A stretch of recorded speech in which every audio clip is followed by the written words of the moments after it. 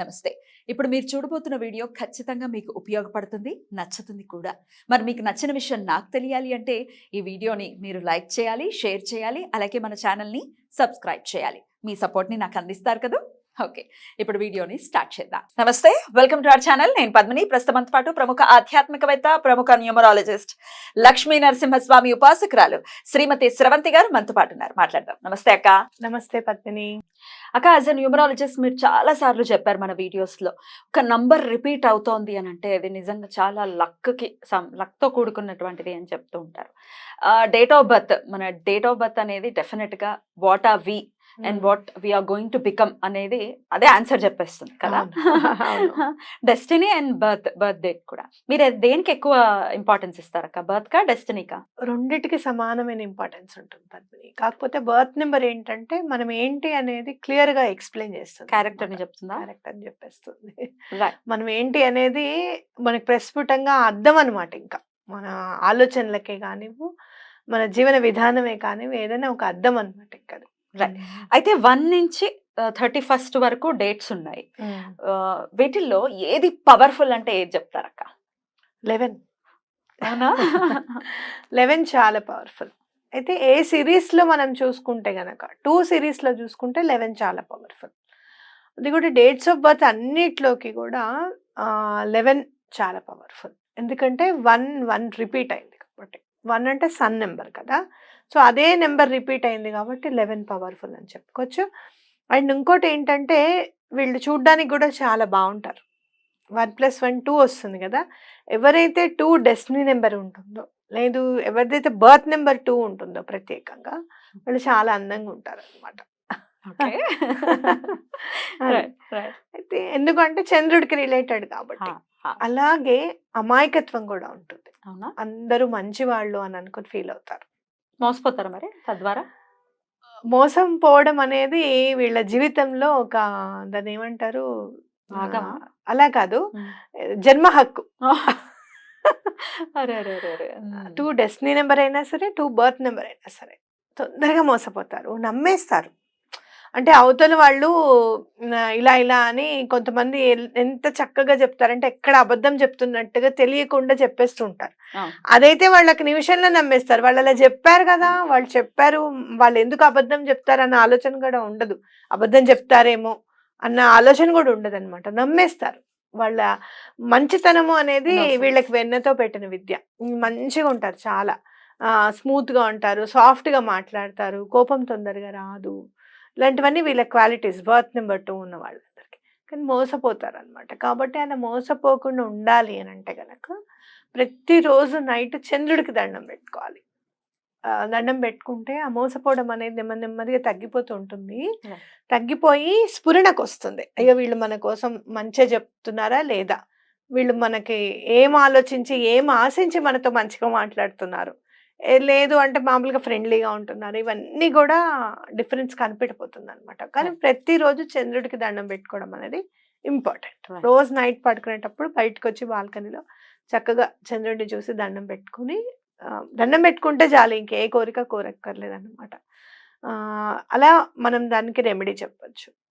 11లో ఇంకొక మంచి క్వాలిటీ ఏంటంటే, భగవంతుడు ఇచ్చిన వరం ఏంటంటే, ఎలాంటి ప్రాబ్లం వచ్చినా కూడా సాల్వ్ అవుతుంది వీళ్ళకి. డెస్టినీ నెంబర్స్ ఏమన్నా ఉండని, డెస్టినీ నెంబర్స్ ఏముంటాయి, 1 2 3 4 5 6 అలా అన్నీ ఉంటాయి, 9 వరకు ఉంటాయి. అయితే 2 and 2 డెస్టినీ నెంబర్ వచ్చింది అనుకో, వాళ్ళు అపారంగా చాలా విజ్ఞానవంతులు ఉంటారు.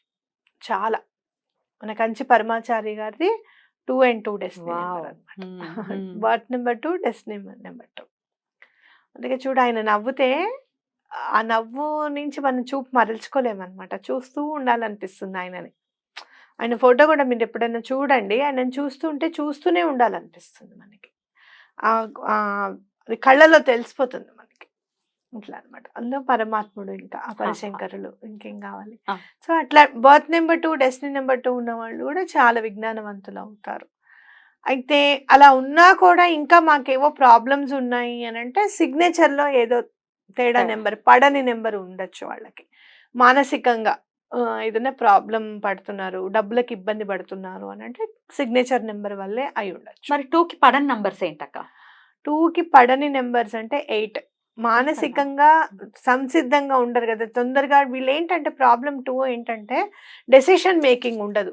కాసేపు ఇది కాసేపు అది, అలా చేద్దామా చంచలంగా. ఇలా చేద్దామా అనేది ఉంటుందన్నమాట. ఇది కాదు ఇది అంటారు, ఇది కాదు ఇంకోటి చదువుకుందాం అంటారు.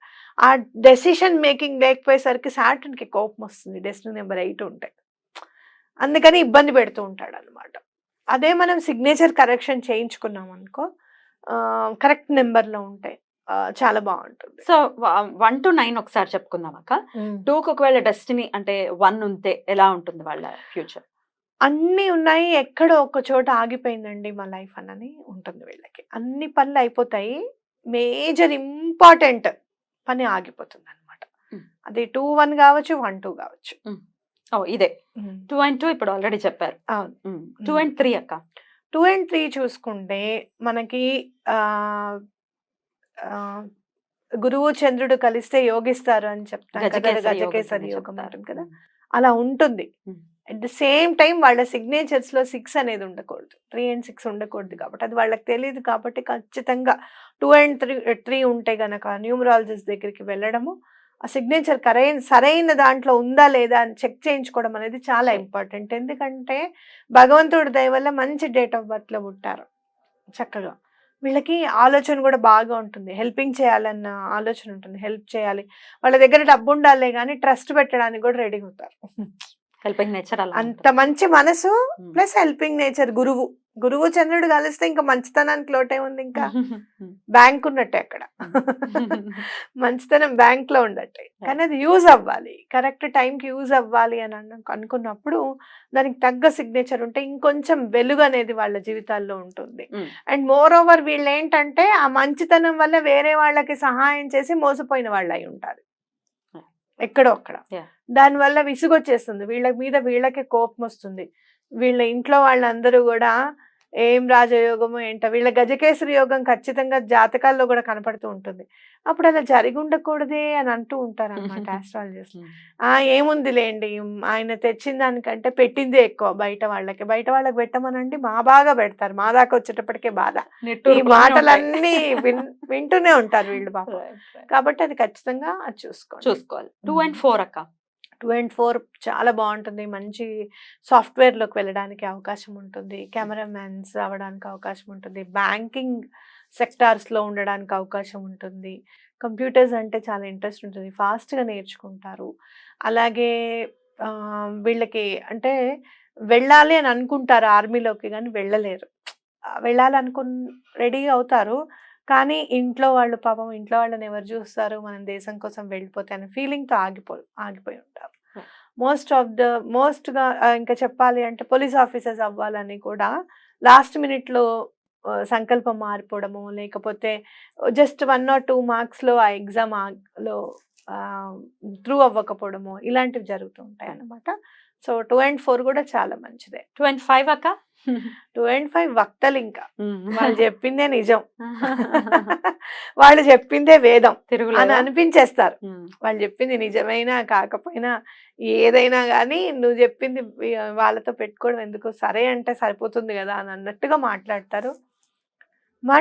కానీ ఎక్కడో ఒక చోట అమాయకత్వం అనేది ఉంటుంది. ఎంత మాట్లాడినా ఎంత చేసినా అమాయకత్వం అని ఉంటుంది. అది కొంచెం గెట్ ఆన్ అయిపోతే ఇట్స్ ఓకే. అదే సిగ్నేచర్ 5లో ఉందనుకో, ఆ అమాయకత్వం కూడా తొలగిపోవడానికి అవకాశం ఉంటుంది అనమాట. 2 and 6 చాలా డబ్బు సంపాదించాలి, ఎలా అయినా సరే డబ్బు సంపాదించాలి. ఇంకా వీళ్ళేంటంటే పక్క వాళ్ళతో పోల్చుకుంటూ ఉంటారు. వాళ్ళకు ఉంది కదా, మనకెందుకు లేదు, మనకేం తక్కువ, మనకి నాలెడ్జ్ ఉంది, అంతా ఉంది అని అనుకోని ముందుకు వెళ్ళిపోయి ఎక్కడో అక్కడ ఈ మోసపోవడమో, లేకపోతే సరైన దాంట్లో పెట్టకపోవడమో, డెసిషన్ మేకింగ్ లేట్గా చేసుకోవడమో, ఇలాంటివి ఉంటాయి అన్నమాట. స్టాక్ మీద చాలా ఇంట్రెస్ట్ ఉంటుంది, స్టాక్ ఎక్స్చేంజ్ మీద చాలా ఇంట్రెస్ట్ ఉంటుంది వీళ్ళకి. చేయాలి, ఎటువంటి పరిస్థితుల్లో మనం షేర్స్లో ఇన్వెస్ట్ చేయాలి అనేది ఉంటుంది. ఇన్వెస్ట్ చేసే ముందు తప్పకుండా మీరు నేమ్ కరెక్షన్ చేయించుకోండి. తప్పకుండా దేని మీద ఇన్వెస్ట్ చేయాలి, దేని మీద ఇన్వెస్ట్ చేయొద్దు అనేది స్ఫురణకు తప్పకుండా వచ్చి మీరు మంచి దాంట్లోకి రావడానికి అవకాశం ఉంటుంది. సూపర్. 2 and 7 అక్క. వీళ్ళకి భగవంతుడు అని అంటే చాలా ఇంట్రెస్ట్ ఉంటుంది. కానీ కూర్చొని చేస్తేనే నా పూజ. నేను చదివితే ఎక్కడ చదువుకున్న భగవంతుడు ఉన్నాడు అని అనుకుంటారు.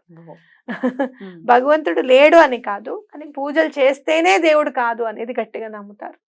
ఎక్కువగా వైరాగ్యం అనేది ఎక్కువగా ఉంటుంది. మ్యారేజెస్ లేట్ అవ్వడానికి అవకాశం ఉంటుంది. ఎందుకంటే కేతువు ఏదో రకంగా ఇబ్బంది పెడతాడు కదా, ఎప్పుడో అప్పుడు చంద్రుడిని ఇబ్బంది పెడతాడు. ఒక్క పొజిషన్లోనే ఇబ్బంది పెడతాడు. ఎప్పుడన్నా గ్రహణం వచ్చినప్పుడే కదా ఇబ్బంది పెట్టేది. ఏంటంటే అది ఉద్యోగంలో ఇబ్బంది పెట్టచ్చు, మెయిన్ ఫ్యాక్టర్స్లో. లేదు అంటే కనుక వీళ్ళకి కాళ్ళు నొప్పులు అవి ఎక్కువగా ఉండి ఆరోగ్యంలో ఇబ్బంది పెట్టచ్చు. లేదు అంటే కనుక మ్యారేజ్లో ఇబ్బంది పెట్టచ్చు. ఈ మూడిట్లో ఏదో ఒకటి జరుగుతుంది అనమాట. సో వాళ్ళది చూసుకుంటే సరిపోతుంది. 2 and 8 2 and 8 ఆర్థికంగా చాలా ఇబ్బంది పడుతూ ఉంటారు. మానసిక వేదన ఎక్కువ ఉంటుంది. భర్తన్న భార్య అన్న ఎక్కువగా డబ్బు ఖర్చు పెట్టే వాళ్ళు వస్తూ ఉంటారు వీళ్ళకి. అలా ఖర్చు పెట్టద్దు అని చెప్పను లేరు, పెడితే సంధాయించుకొని లేరు. వాళ్ళని పోనీలే పెడితే పెట్టాలని ఆగలేరు కదా. సో ఆ 2 and 8 ఇబ్బంది, ఆర్థికంగా ఇబ్బంది ఉంటుంది. వీళ్ళ డిసిప్లిన్గా ఉందాం అనుకుంటూనే ఉంటారు. ఒక్కసారికేగా ఖర్చు పెట్టుకుందాంలే అని ఖర్చు పెడతారు. దానివల్ల ఆర్థికంగా ఇబ్బంది ఉంటుంది. కాబట్టి మీరు తప్పకుండా అది ఒక్క కరెక్షన్ చేయించుకుంటే బాగుంటుంది. అండ్ ఫైనల్లీ 2 and 9 2 and 9 విపరీతమైన కోపం. 9 వల్ల 9 వల్ల చంద్రుడు కుజుడు ఎలా ఉంటాడో తెలిసిందే కదా నీకు. ఆట ఆడిచ్చేస్తాడు చంద్రుడిని. ఎంత శాంతమూర్తియో చంద్రుడు. అలానే వీళ్ళు ఎప్పుడు కోపం వస్తుందో వీళ్ళకి ఎప్పుడు రాదనేది తెలియదు. వీళ్ళ కోపం వస్తుంది. మీరు ఎవరైనా మీ హస్బెండ్స్ కానీ వైఫ్స్ కానీ 2 and 9 కాంబినేషన్లో ఉంటే ఖచ్చితంగా కోపం వస్తుంది. ఈ రోజు అనుకున్న రోజు శాంతమూర్తిగా ఉండి వాళ్ళని ఏం అనకుండా ఉంటారు. అదే ఇవాళ ఏం కోపం వస్తుంది రాదులే అని ఇంటికి వెళ్ళిన వెంటనే బడబడబడా పడుతూ ఉంటాయి అనమాట. ఇంకా మిసైల్స్ అనమాట ఇంకా. కానీ ఎంత కోపం ఉంటుందో అంత ప్రేమ ఉంటుంది వీళ్ళకి. మీరు గమనించండి, ఎవరైతే చాలా ఇష్టమో వాళ్ళ మీద ఎక్కువ కోపం చూపిస్తూ ఉంటారు.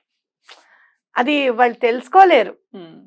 అలా అనకూడదు. మాట చాలా స్ట్రాంగ్గా అంటే అసలు ఈ మాట పడే బదులు నేను ఎందుకున్నాను వీళ్ళతో అన్నంత బాధ అనిపిస్తుంది అనమాట. దాన్ని కంట్రోల్ చేసుకోవాలి. ఎటువంటి పరిస్థితులు కంట్రోల్ చేసుకోవాలి.